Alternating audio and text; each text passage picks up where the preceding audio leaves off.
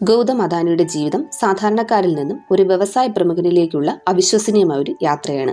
1962 ഗുജറാത്തിലെ അഹമ്മദാബാദിൽ ഒരു ഇടത്തരം കുടുംബത്തിലാണ് ഗൗതം ശാന്തിലാൽ അദാനി ജനിച്ചത്.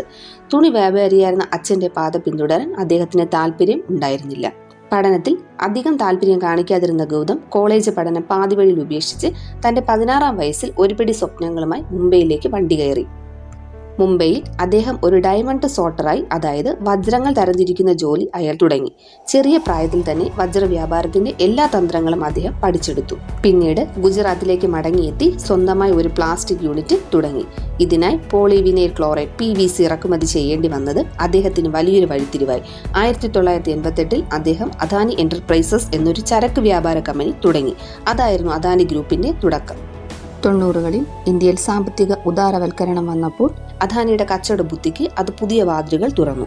ഇറക്കുമതി ചെയ്യുന്ന ചരക്കുകൾ കൈകാര്യം ചെയ്യാനുള്ള ബുദ്ധിമുട്ടുകൾ മനസ്സിലാക്കിയ അദ്ദേഹം തുറമുഖ ബിസിനസ്സിലേക്ക് കടന്നു. അങ്ങനെ 1995 മുന്ദ്ര തുറമുഖം ഏറ്റെടുത്തു. ഇത് അദ്ദേഹത്തിന്റെ ജീവിതത്തിലെ ഏറ്റവും നിർണായകമായ തീരുമാനമായിരുന്നു. മുന്ദ്ര തുറമുഖം ഇന്ത്യയിലെ ഏറ്റവും വലിയ സ്വകാര്യ തുറമുഖങ്ങളിൽ ഒന്നായി വളർന്നു. തുറമുഖങ്ങൾക്ക് പുറമെ വൈദ്യുതി ഉൽപാദനം, വിതരണം, ഖനനം, ഗ്യാസ് വിതരണം, വിമാനത്താവളങ്ങൾ എന്നിവയിലേക്കും അദ്ദേഹം തന്റെ ബിസിനസ് വ്യാപിപ്പിച്ചു.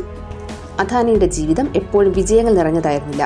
ഉദ്യോഗജനകമായ ചില സംഭവങ്ങളും അദ്ദേഹത്തിന്റെ ജീവിതത്തിൽ ഉണ്ടായി. 1998 മോചനദ്രവ്യം ആവശ്യപ്പെട്ട് അദ്ദേഹത്തെ ഗുണ്ടാ സംഘം തട്ടിക്കൊണ്ടുപോയി.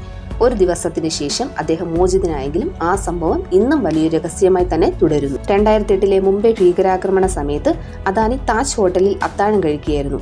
മരണത്തിൽ നിന്ന് കഷ്ടിച്ച് രക്ഷപ്പെട്ട അദ്ദേഹം മരണത്തെ 15 അടി അകലെ കണ്ടുവെന്നാണ് പിന്നീട് പറഞ്ഞത്. 2023 അമേരിക്കൻ കമ്പനിയായ ഹിൻഡർബർഗ് റിസർച്ച് അദാനി ഗ്രൂപ്പിനെതിരെ ഗുരുതരമായ ആരോപണങ്ങൾ ഉന്നയിച്ചു. ഇത് ഓഹരി വിപണിയിൽ അദാനി ഗ്രൂപ്പിന് വലിയ തിരിച്ചടിയായി. കമ്പനികളുടെ ഓഹരി വില കുത്തനെ ഇടിഞ്ഞു. എന്നാൽ ഈ പ്രതിസന്ധി അദ്ദേഹം അതിജീവിച്ച് ശക്തമായി തിരിച്ചെത്തി. ഇന്ന് അദാനി ഗ്രൂപ്പ് ഇന്ത്യയിലെ ഏറ്റവും വലിയ വ്യവസായ സ്ഥാപനങ്ങളിൽ ഒന്നാണ്. അദാനി തന്റെ ബിസിനസ് സാമ്രാജ്യം ഒരുപാട് മേഖലകളിലേക്ക് വ്യാപിപ്പിച്ചു. അദ്ദേഹത്തിന്റെ പ്രധാന ബിസിനസ് മേഖലകൾ ഇവയാണ്.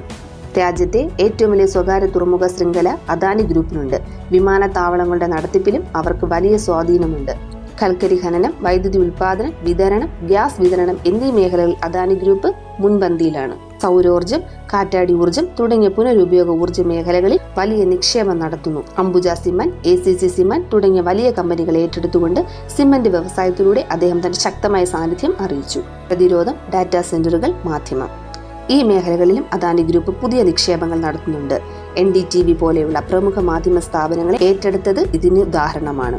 ഗൗതം അദാനി തന്റെ 70-ാം വയസ്സിൽ ബിസിനസ്സിൽ നിന്ന് വിരമിക്കാൻ ആലോചിക്കുന്നതായും മക്കളായ കരൺ, ജിത്ത് എന്നിവരെയും മറ്റ് ബന്ധുക്കളെയും ഉൾപ്പെടുത്തിക്കൊണ്ട് പിൻഗാമികളെ കണ്ടെത്താനുള്ള പദ്ധതികൾ തയ്യാറാക്കുന്നതായും റിപ്പോർട്ടുകളുണ്ട്.